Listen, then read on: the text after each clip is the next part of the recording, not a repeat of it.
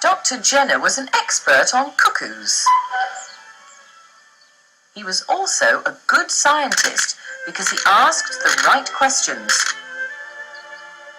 What he really wanted was to conquer the deadly smallpox. Cows sometimes caught cowpox, and milkmaids often caught cowpox from the cows. Cowpox didn't do the milkmaids much harm.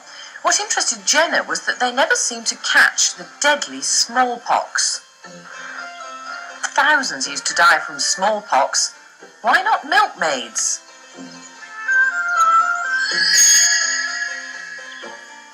Could it be that cowpox got in the way? Could catching cowpox stop them catching smallpox? To test his theory, he needed someone young who hadn't had either cowpox or smallpox. He chose James Phipps, aged 8 3/4.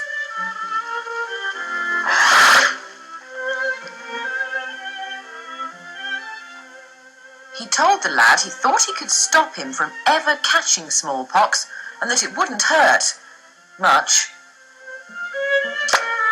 Then he took some pus from Sarah's cowpox and rubbed it into 2 small scratches on the boy's arm.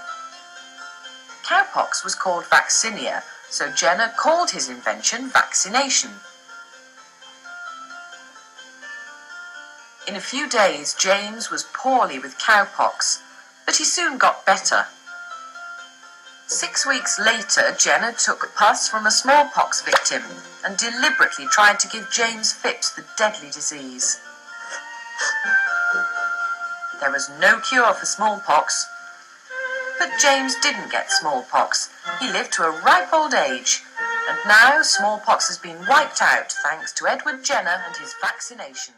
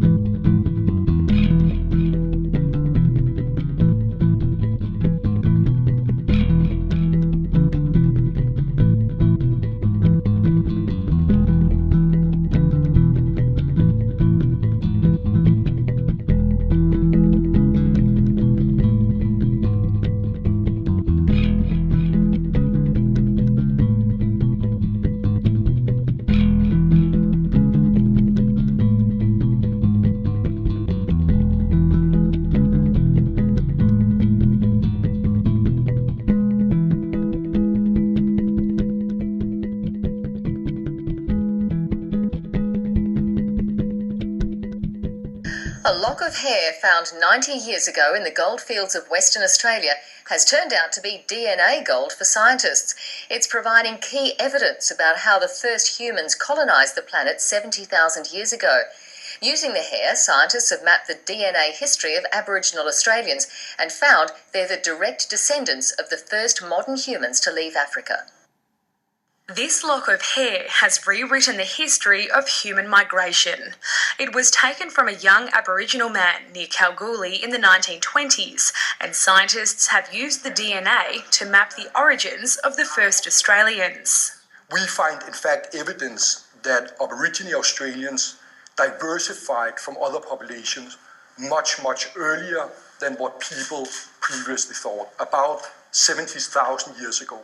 The research, published in the international journal Science, debunks the common theory that all modern humans migrated in a single wave out of Africa. Instead, the scientists believe descendants of Aboriginal Australians left first, followed by a second group of humans who would eventually settle in Europe and Asia. Aboriginal Australians are descending from the first human explorers. I mean, these are the guys that went into unknown land, while my ancestors and Asian ancestors were hanging around somewhere in Africa or in the Middle East. It's the first time scientists have mapped an Aboriginal genome and say the research shows Indigenous Australians were not only the first humans to settle here, but they're also one of the oldest continuous cultures outside of Africa. For Aboriginal elder Ivan Forrest, it's a profound discovery. This proves, and it proves to the rest of the world, that we were the first people here. We've been here for a long time and we're not going away. Scientists say the techniques used in the research will now be turned to study other Indigenous populations and their origins. Jane Norman, ABC News.